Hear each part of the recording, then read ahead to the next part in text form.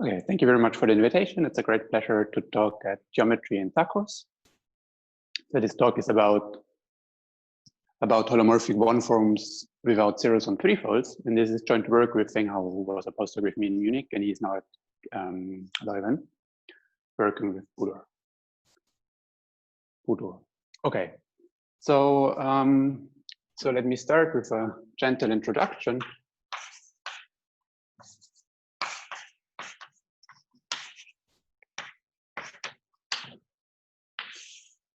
I just recall that a complex manifold is a complex manifold X is called Kähler. It's a Kähler manifold if it carries or if it has Kähler form. That's a closed real positive form of type 1,1.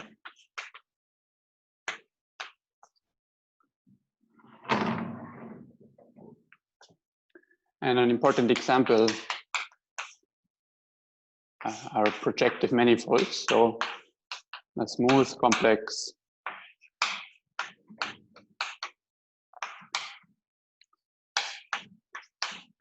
projective variety or projective manifold.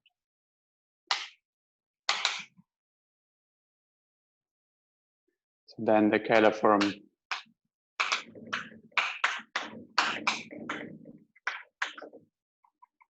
is just the first Chern class of O1. So for us, we will mostly use the special class of Kähler manifolds in this talk.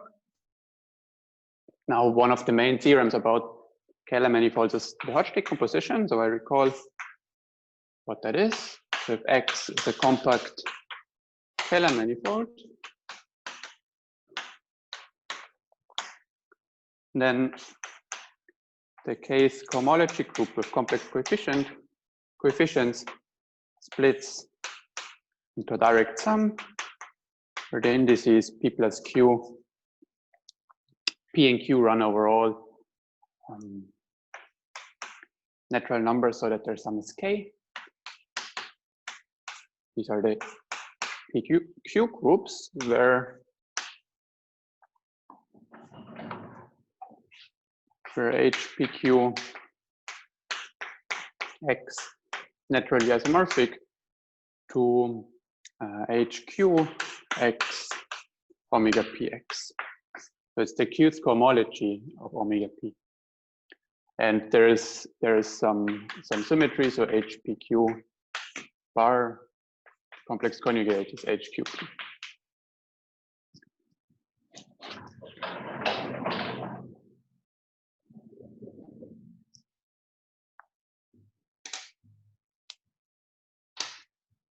Okay, so this is a very classical, important theorem on Kähler manifolds.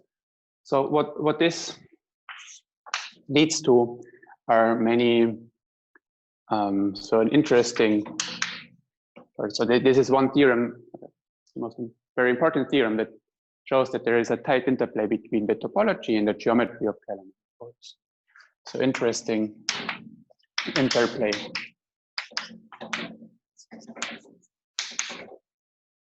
Between geometry and topology. Topology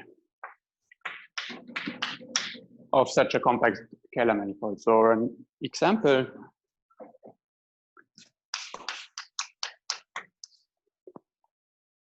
if we look at the HP0 piece in the Hodge decomposition, then we get an inclusion of the form of the space of holomorphic P forms in the Pth complex cohomology.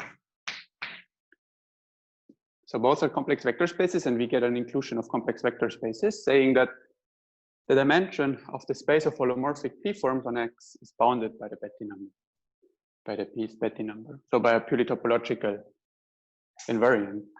And even more is true if you put p equals 1, then by the symmetry in the Hodge decomposition, in fact, we get that 2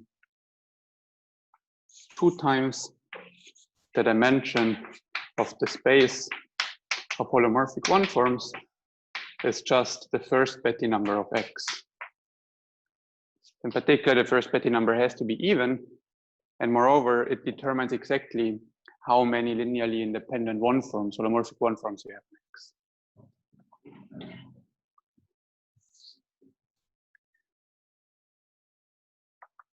So, corollary or an immediate consequence, the question whether X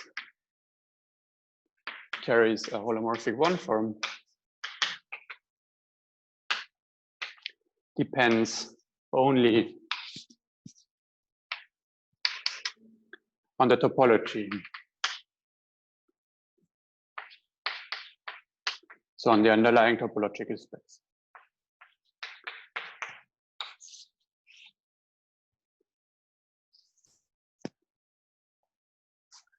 Obviously, because the Betti number does. So it's natural to wonder whether variants of this statement are still true. What I have in mind is something like the following. So instead of looking at the space of all one forms on X, and we know that dimension, so that space is a topological invariant, you can look at special one forms. So what is special? Which, how can you distinguish one forms? Well, you can look at their zero sets. So if omega is a holomorphic one form, then for all X in X, the restriction of omega to that point gives a linear map from the tangent space to C. Okay. And we say that omega has a 0 at X if this linear map is the 0 map. So in other words, if you think about omega as a section of the spectral bundle, whenever it's 0, that's a 0 of omega. So instead of looking at all one forms, you might wonder, how about those one forms that have a certain zero shape, a certain shape for their zeros? So, one way of making this concrete would be to look at all one forms that have no zeros at all. So question. So is it true that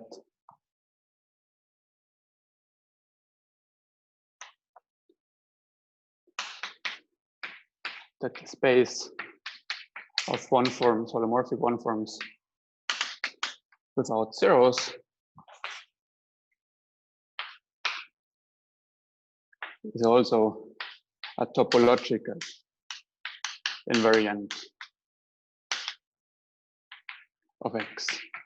So in other words, if two Kähler manifolds are topologically equivalent, whatever that means, you might have different notions in mind, then you get different questions. But if their underlying topological space or topological manifold are the same, does it follow that if one has a one form without zeros, then the other one has a one form without zeros? And more generally, you might even ask that if you look at the maximal linear subspace of the space of one forms, the subspace of one forms without zeros, do these dimensions agree? And in this talk, I want to address the easiest question, the most basic question. So I just ask if two Kähler manifolds are topologically the same, and one of them has a one form without zeros, is it true that the other one also has a one form without zeros? And of course, a priori, this is far from being obvious, simply because those one forms that are holomorphic with respect to a complex structure, it depends heavily on the complex structure. So if you change it, it's hard to control. to control what happens to the one forms.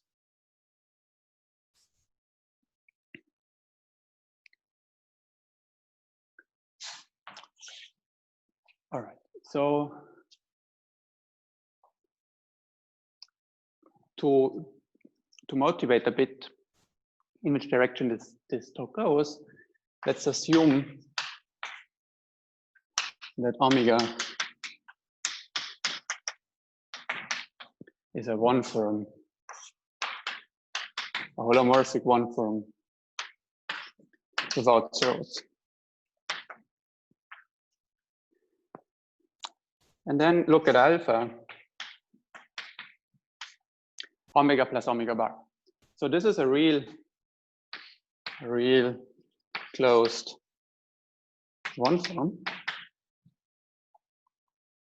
It's obviously real and it's closed because X is scalar, so the scalar form and its complex conjugate are closed.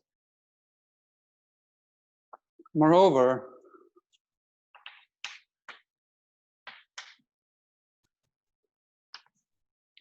so omega has no zeros because if you look at a point in X, in X, and restrict alpha to that point, you get a class in omega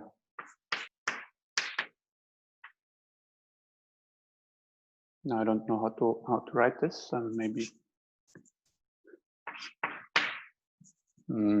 okay, so you get a linear form in Tx xr, and this sits, so R linear, and this sits in the homomorphisms Tx tensor C to C, and you can decompose this space as the C linear maps and the C antilinear maps.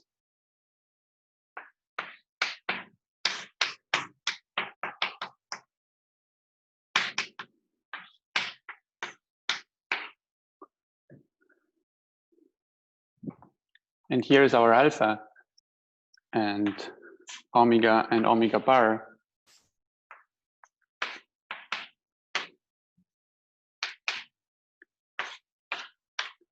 Are elements in this decomposition. And since this is direct sum decomposition,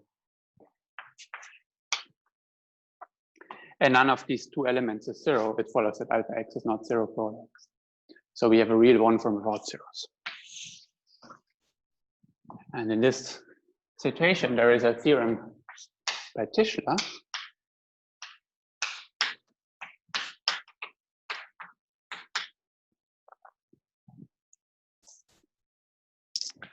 from 1970, and it says that so X are compact real manifold, and alpha a closed real one form without zeros. Then there is a submersion, then there is a C infinity submersion from X to the circle. So in other words, X is a fiber bundle over the circle. So what we conclude is that if we start with a Kähler manifold that has a one form without zeros, then X is a fiber bundle over the circle. And note that in this Tischler theorem, there is actually an equivalent. So if you have such a submersion, then pulling back the canonical one form, non-zero one form on S1 to X, you get a one form without a real close one form without zeros. If you pull back dt here. Yeah.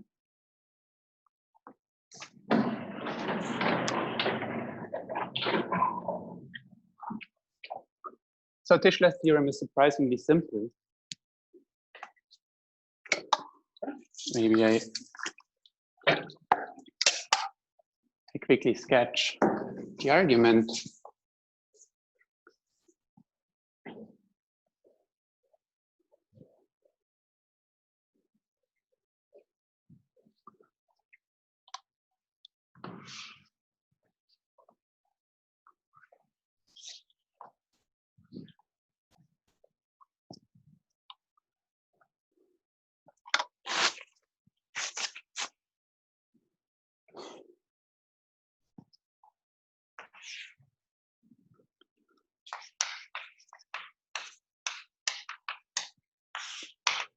So here's a sketch. You have this closed real one form without zeros, and perturbing it a little bit, it will, so perturbing this closed real one form, it will still have no zeros, because having no zeros is an open condition. So perturbing alpha.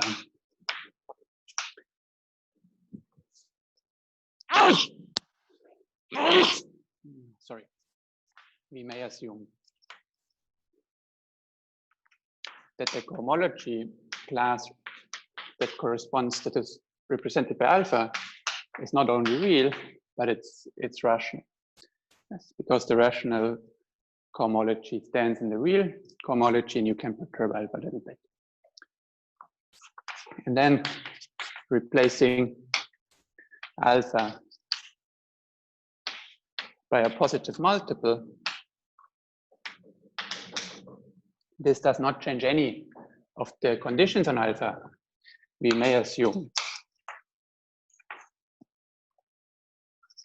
that in fact this cohomology class is integral, but then look at the map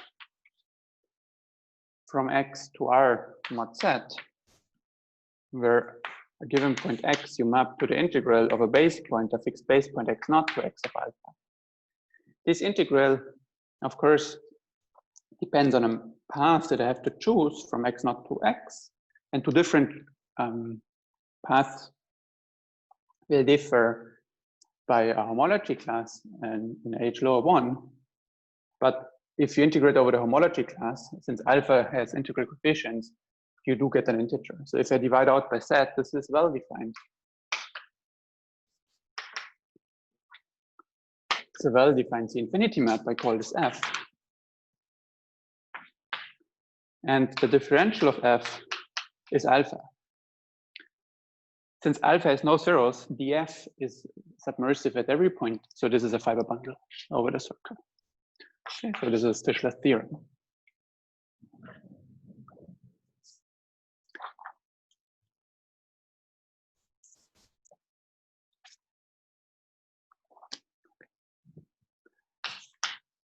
As I'm motivated by this observation, Kotchik 2013 conjectured the following.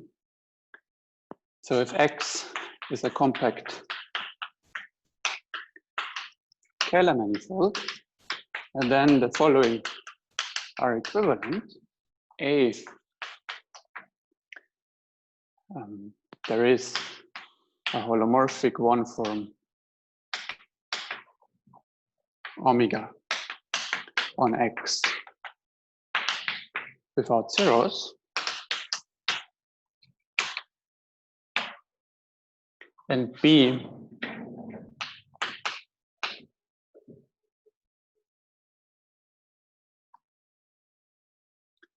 X admits a C-infinity vibration, C-infinity submersive map submersion over the circle. So it's a fiber bundle over the circle.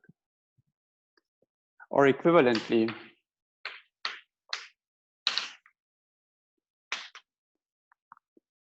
by Stichler's theorem, this is equivalent to saying that X admits not a holomorphic one form, but a closed real one form without zeros. There is a closed real one form alpha without zeros. So in other words, we've just seen that if you have a one form without zeros, a holomorphic one form, then omega plus omega bar is a closed real one form without zeros. So A does imply B. And the conjecture of Kotchik says that the converse is true. So if this conjecture is true, then we do get one version of a positive answer to the question I raised at the beginning, because this condition B is a condition that really depends only on the real manifold. So maybe a priori not only on the homotopy type, but at least on the differentiable manifold that underlies X. So this is a differential geometric condition, and it would, if A and B are equivalent, then the question whether or not there is a holomorphic one form depends only on the underlying differential.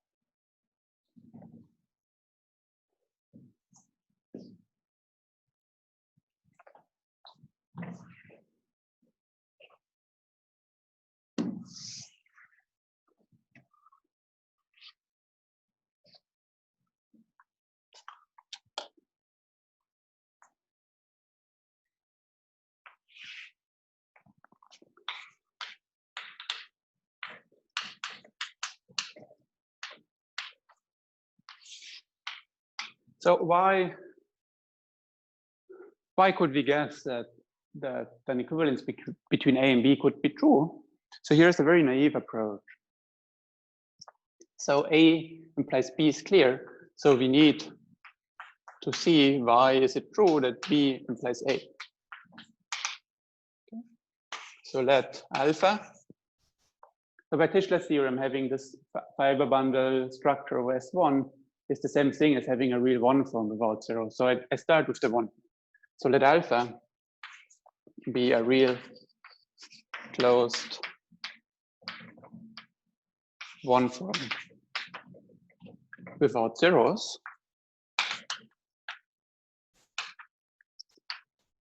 Then I can look at its cohomology class. And since X is scalar, so this gives a real cohomology class, but I can think about it. It sits inside the complex cohomology, and there we have the Hodge decomposition. So this space splits as the space of one forms and its complex conjugate. So in other words, once we fix the Kähler structure, we get a canonical decomposition of alpha being the same thing as omega plus omega bar. Well, for omega, a one form. Yes, it has to be of this form because it's real. Well, now, of course, the way I wrote it is wrong. So this equation becomes true if we go to cohomology, but as forms, it's not true. So I need to add an df. But now you see, if we could change alpha so that it has still no zeros, but in this equality star,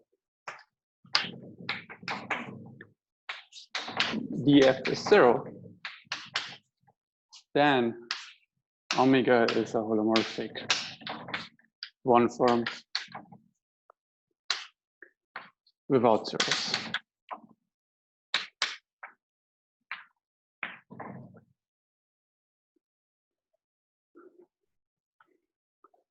So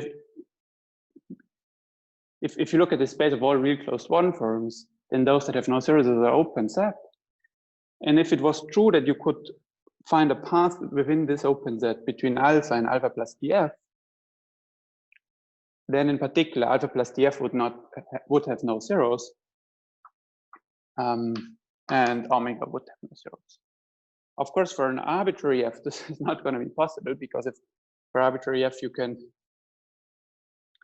make alpha plus df locally whatever you want, so in particular it can have zeros.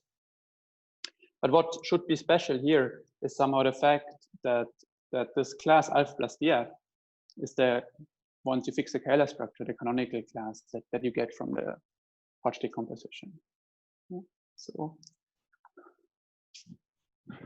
Nonetheless, I don't know how to make such an approach work. So we were asked to ask some questions, and that would be the first one. So can one make this work? Can one make this approach work? I don't know. So this is not going to be the approach that I'll explain in this talk.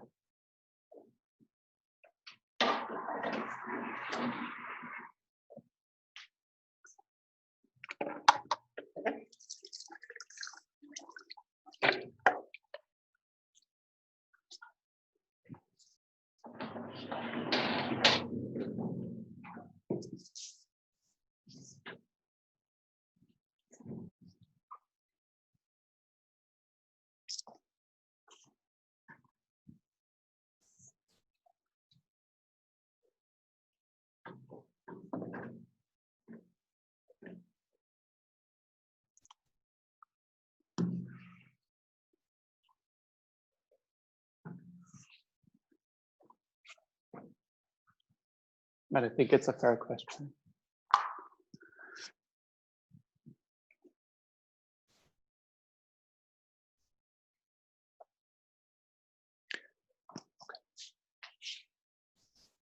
So I just erased the conjecture of Kochik. So the remark is that Kochik's conjecture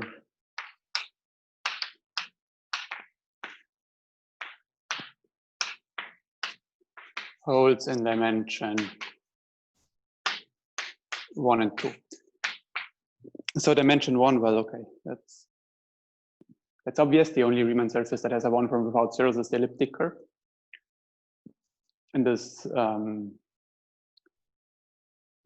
topological invariant you're looking for is the genus. Now in dimension 2, it's more subtle, but you can use classification of surfaces to prove the conjecture actually. So that the next case is that of threefolds, and that's what we looked at. That I looked at together with Feng. And here's our result.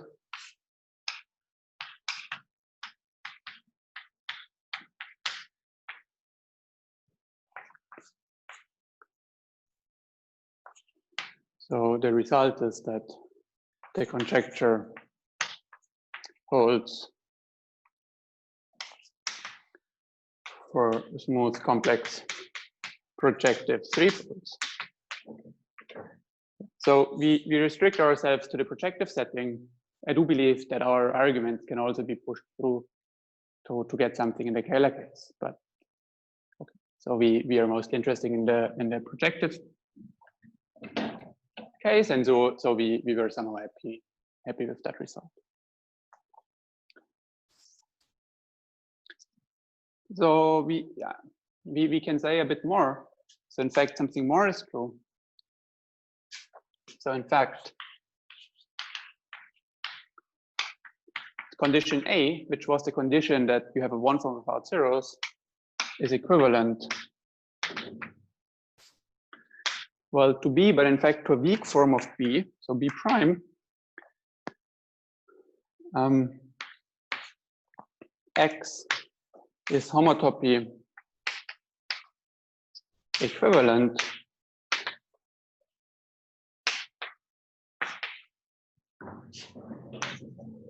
to a CW complex X prime that is a Q homology vibration or fiber bundle over the circle. So what I mean by this is that this X prime admits a continuous map to S1, so that the rational cohomology of the fibers is constant. And a convenient way of phrasing this is that the local systems that are made up by the cohomology of the fibers of this continuous map, sorry, the sheaf that is made up from the cohomology of the fibers is locally constant. So is this sheaf is locally constant. In other words, it's a local system.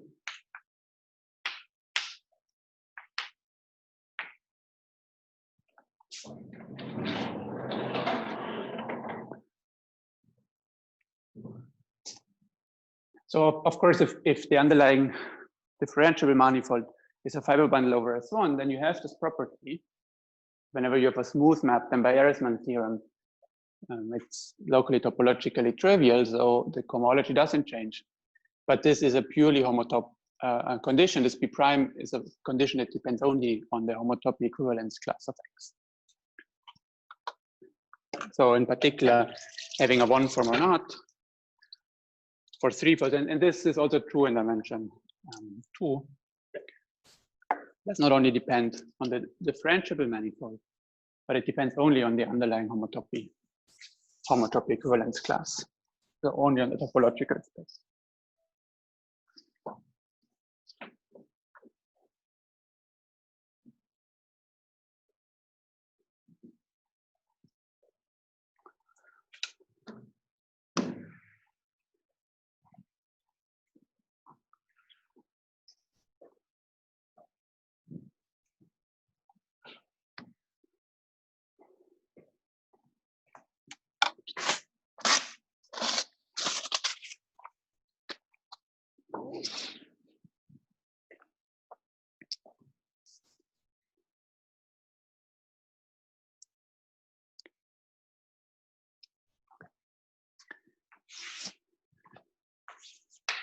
So this was a long introduction and presentation of the result. Now, let me describe the approach to this theorem or to Kotrick's conjecture. So approach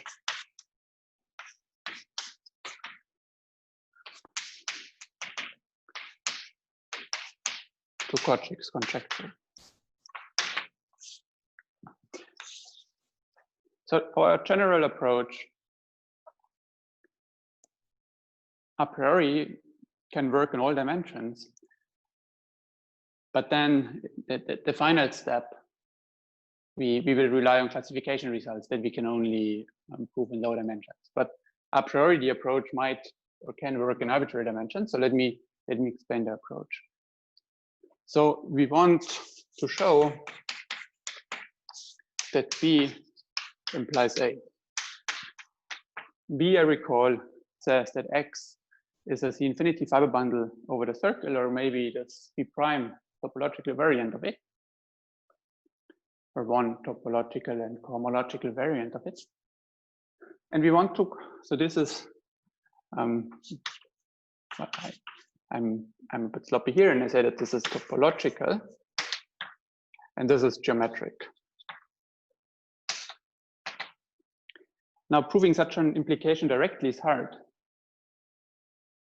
because to conclude that there's a one form, you would like to have an assumption that lives in the world of complex or algebraic geometry. So the idea is that you look for some condition C that is implied by B that is also of a more geometric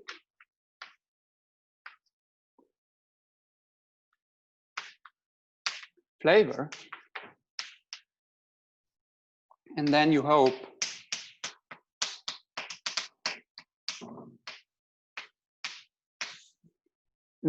that once you have an assumption that is more of a geometric flavor and is more in the realm of complex and algebraic geometry, you can prove that this implies A.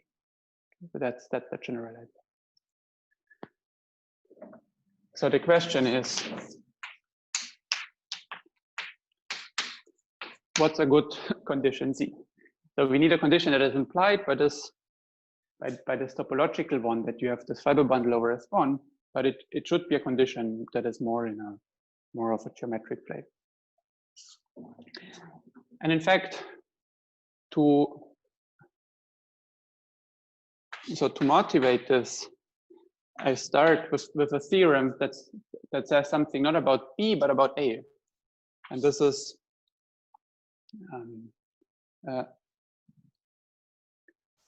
a theorem of Green and Lazarsfeld, 1987.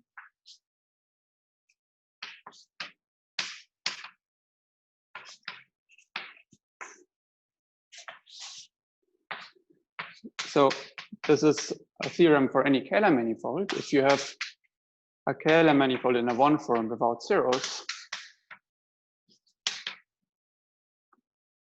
then what they prove is that if you look at the complex cohomology algebra and you look at the complex that you get if you look at the cup product or wedge product with this one form, if you do it twice, you get zero. So this is a complex, and this complex is exact. So it will be exact if this one form has no zeros. That's what they prove. Of course, this is very special. If you pick an arbitrary one form and an arbitrary Kähler manifold, this complex is by no means exact. But if omega has no zeros, they prove it's going to be exact.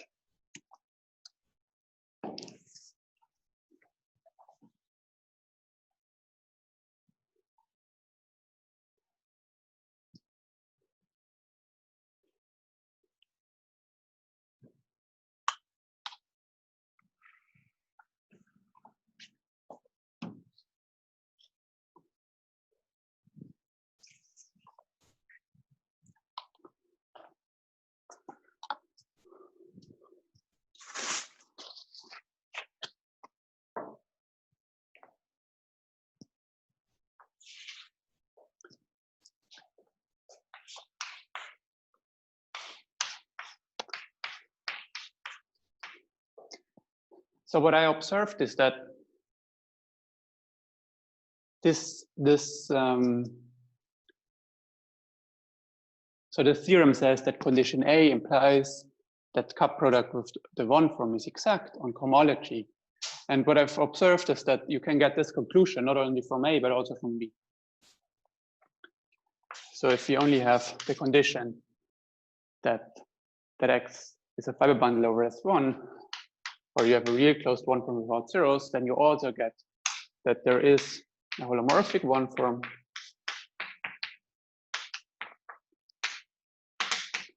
so that cup product with this one form is exact.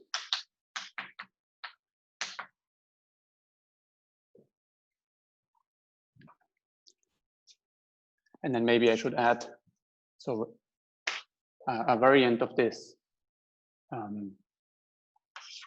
Okay, so in fact, B prime also implies this, and that's contained in an appendix in the paper with this thing. So this topologic and condition also implies this one. So why is this? I'm running out of time, so I try to be very brief here.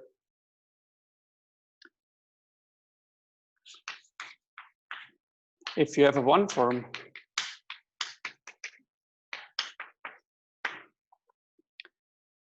then you can look at a local system given by the kernel of D plus wedge omega, which is a operator that takes a holomorphic function and maps it to a one form. And this kernel is locally morphic to C, so this is a local system with stalk C. And it's a fact that the cohomology of this local system is the ith cohomology of the complex that you get by wedge product with omega. So this is essentially, it follows from the work of Green and Lazarsfeld. So this uses that X is scalar in a heavy way.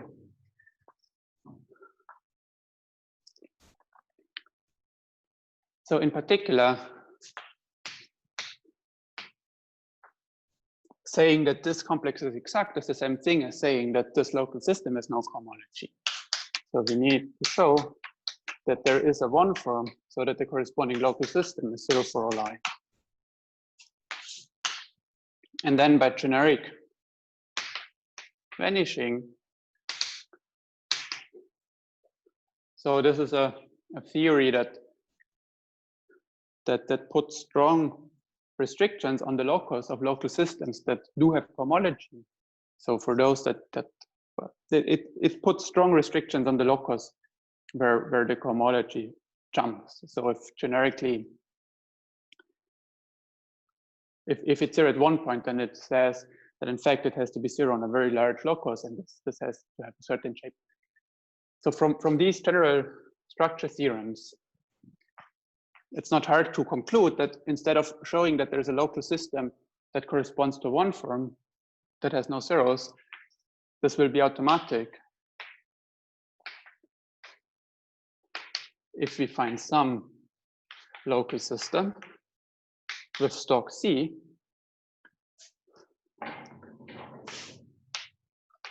that has no cohomology.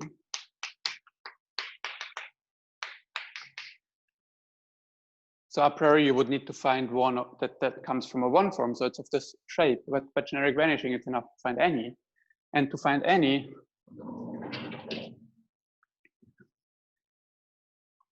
we will now need to use our assumptions, so B or B prime. And in B prime, there is this cohomological assumption on the map to F1, and you can just explicitly write down, so you take a local system on the circle, pull it back and compute. So a local system on the circle is just determined by one non-zero complex number that explains how you glue, that explains the monodromy once you go around. So it will be multiplication by a complex number. And if you take that complex number general and pull it back to X, then you can easily show that this has no cohomology, which proves that B prime implies this. So if X has this map to S1, then the pullback of L lambda, where L lambda here is a local system with monodromy lambda, has no cohomology for general lambda. And that's it. There's another way. So if you have this holomorphic one, this real closed one form without zeros, there's also associated a local system, and then Novikov's inequalities tell you immediately that this local system has no cohomology. So this is another way of proving this. That's how you get from B to this. So or use Novikov, which says that you can associate a local system to the real one from alpha, and this has no cohomology if alpha has no zero. Okay.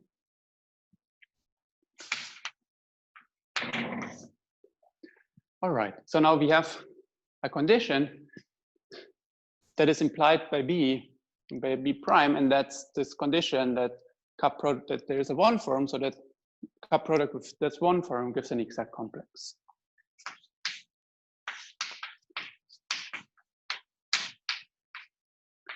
So here's a conjecture. So if X is compact scalar, then I conjecture that the following are equivalent. A, there is a holomorphic one form omega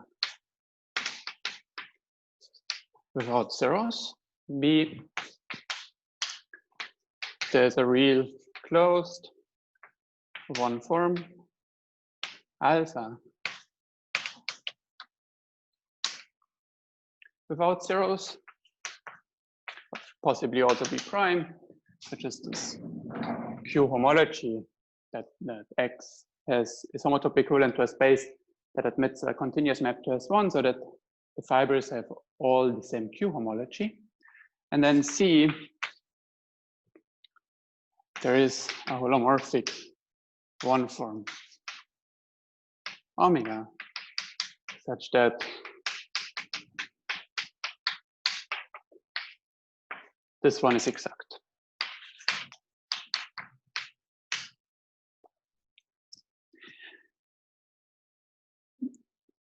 So the cohomology,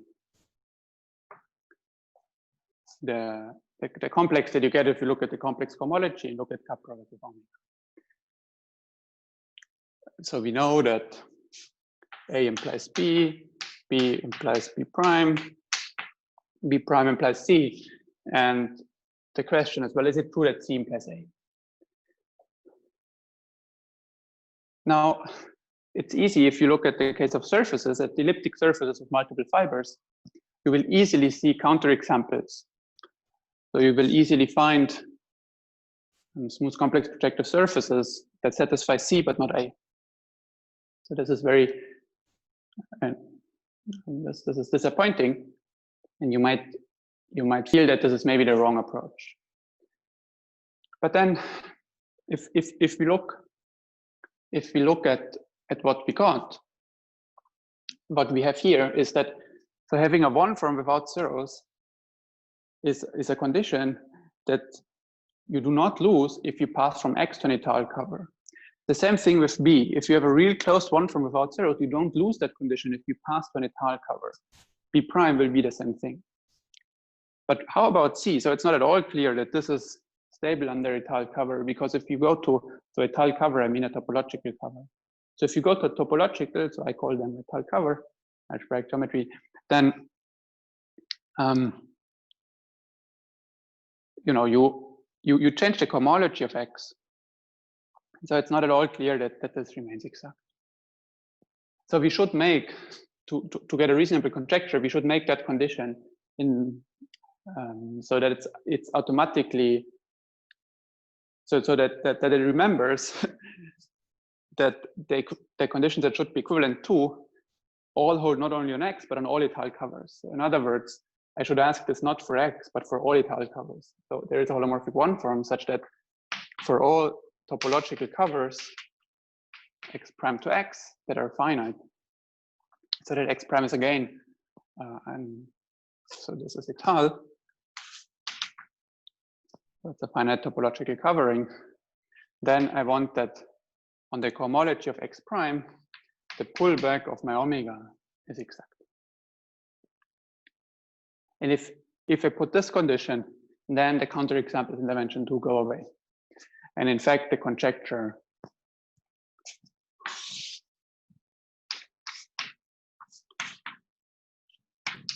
holds in dimension 2, and this can be checked in two ways. So you can either prove, so proof 1 is classification, and proof 2 I did together with Lin. So he had this very good idea that one can instead of using the classification, you can just look at this condition and note that C implies that either if you take this one from omega, then either it has no zeros, so the zero set I call the zero set of omega is either empty, or it cannot be zero dimensional, so that's not hard to see. At least one dimensional, but it can also not be a divisor. So one can prove in general that the zero set has either dimension somewhere between 1 and dimension x minus 2. So this gives a proof of this theorem. Yes, if dimension x is 2, then you get that omega has to have empty zero set. So you get a proof about classification. So this is promising. So one wants to look at three-dimensional case, and that's exactly how we prove this theorem that I mentioned, that B prime implies A. We prove that in fact this condition C implies A. And yeah, so I claim that this is kind of a more,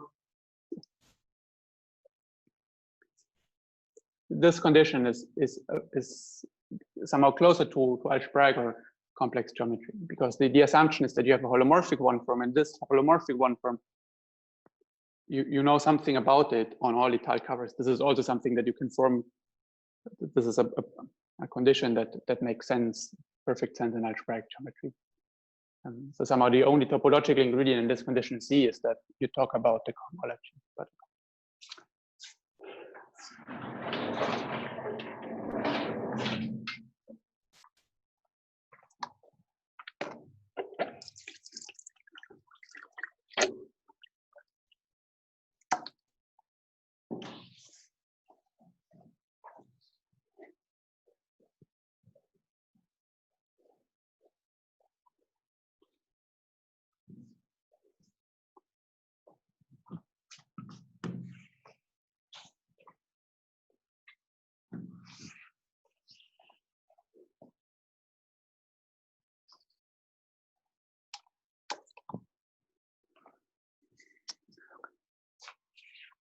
okay, so about the threefold case, the theorem that I mentioned, in fact, follows from the following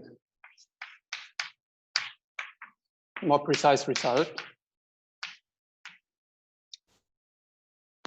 So X, a smooth complex projective threefold,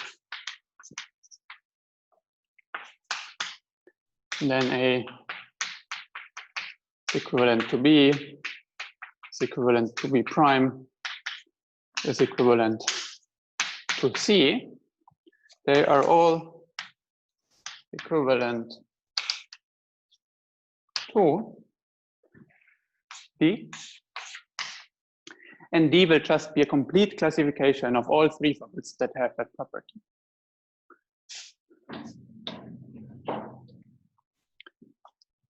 So there is a birational morphism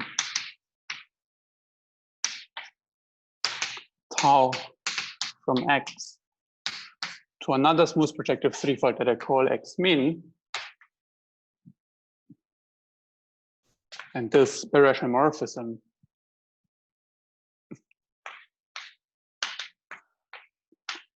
is a sequence of blow-ups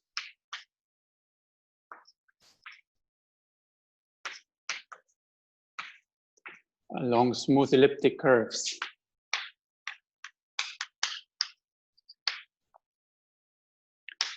Not constructed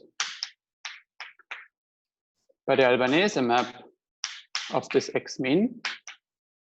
So again, there will be a smooth projective threefold so that X is obtained from this X min by blowing up elliptic curves, smooth elliptic curves, and these elliptic curves, if you map here to the Albanese, they are not contracted to a point. And then now I will say that X min has a special shape. And if you think about it, you have to allow such birational modifications, because if X min has a one form without zeros and you blow up an elliptic curve that is not contracted to the Albanese, then by taking a general one form, it will not have any zero on X. So these birational modifications you have to allow. So this is the first. So in dimension 2, you can easily see that the surface has to be minimal. This is not the case for threefold, so you have to allow this. And then this X min satisfies the following.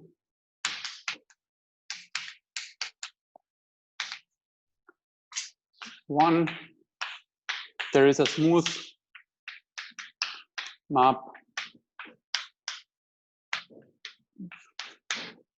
to an abelian variety. of dimension at least 1. And here smooth, I mean smooth in the algebraic geometric sense. So in the complex geometric sense, this means that it's immersive. So the differential is surjective, has maximal rank at every point.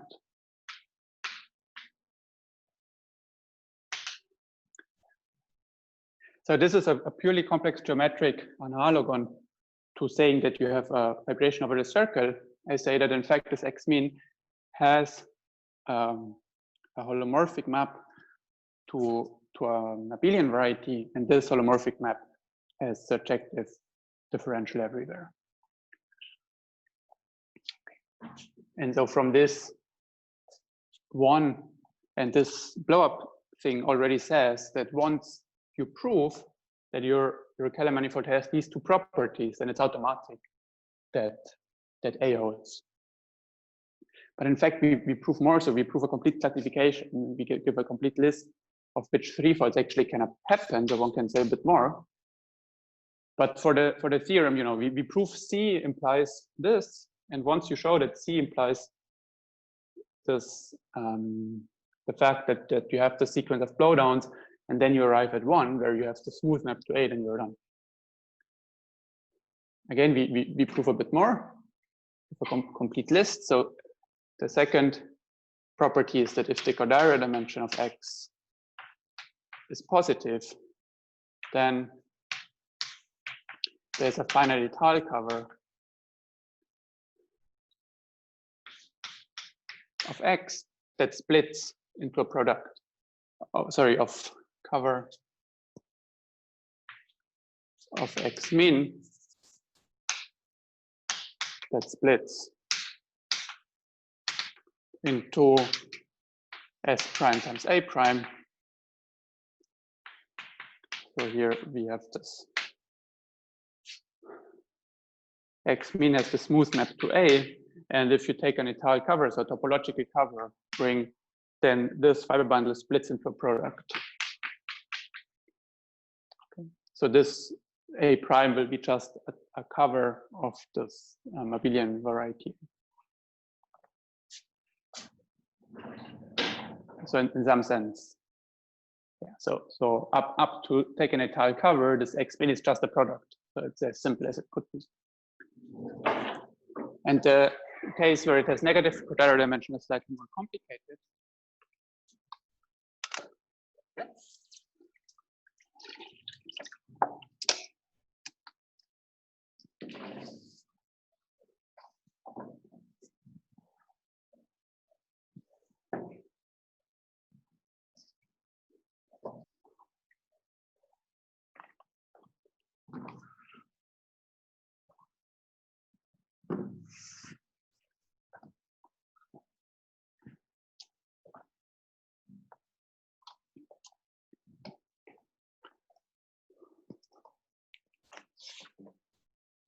So 3, if the Cordara dimension of X is negative, then either X min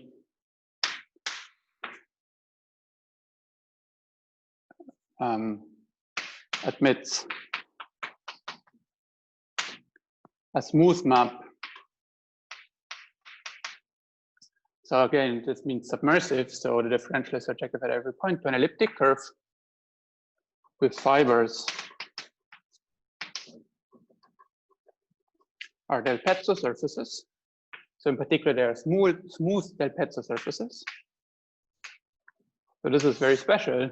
The classification theorem for threefolds, these Del Pezzo vibrations do show up, but in general, they have singularities. And here we can show that, in fact, no, there are no singularities at all. So this has to be a smooth map.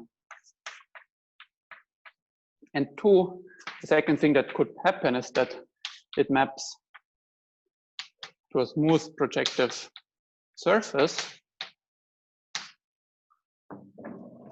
And the fibers are conics. So P1s, but special fibers might be 2 lines or a double line. And indeed, we cannot prove it smooth. So where S is a smooth projective surface that satisfies A, so it has a one form without zeros, and F is either smooth, well, satisfies A, and F is a conic bundle. So general fibers are smooth conic, so they are isomorphic to P1s, but special fibers can be two lined or a double line. So it's a conic bundle, and either F is smooth, in which case it's really a P1 bundle, so all the fibers are P1s, or the discriminant locus, so the locus where it's not smooth in S is a disjoint union of elliptic curves that are etal over A. So in this case, if F is not smooth, then this A from 1 has to be an elliptic curve, and the discriminant locus can have, so you have the surface, it maps to this elliptic curve E, and over the surface S, we have X mean. The fibers here are P1, there are smooth P1s away from finitely many sections. And over these sections, there could be 2 lines. So that all together, the fibers over E are still smooth. So even though that map is not smooth, the composition is going to be smooth. All fibers are smooth. Okay, so that's the complete classification. And that's all I wanted to say. So the proof uses the minimal model program for threefolds. And what is special here is that this is one of the very rare occasions where one can really use the minimal model program for threefolds to get a topological information, so to prove a topological theorem. So far, this did not really work, but for this problem, it nicely works and gives a complete classification. So I don't claim that this is an approach that can work in higher dimensions, but it gives strong evidence that this condition Z is the correct one, and one should find a different argument why C implies to prove Quadratic's conjecture. Okay, so I already mentioned one question. So another one would be, how about scalar threefolds? Okay. My time is up, so I can't really say much why we really need projective here, but we needed for some small technical issues, we prefer to use projective. Here, I do believe that so it's conceivable that with more work, one can prove this also in the scalar setting. And then, of course, one might wonder, how about the 4-dimensional case? And another question is proof without classification. So for surfaces, I mentioned that we have a proof without classification, but this was the second proof. So a natural question would be, can we, once we have this proof of classification, can we find one for threefolds that works without classification? So we already know that if you have if C holds, then any one form can at most have a 1-dimensional zero set, and you would need to rule out this. Okay, all right, so I stop here. Thank you very much.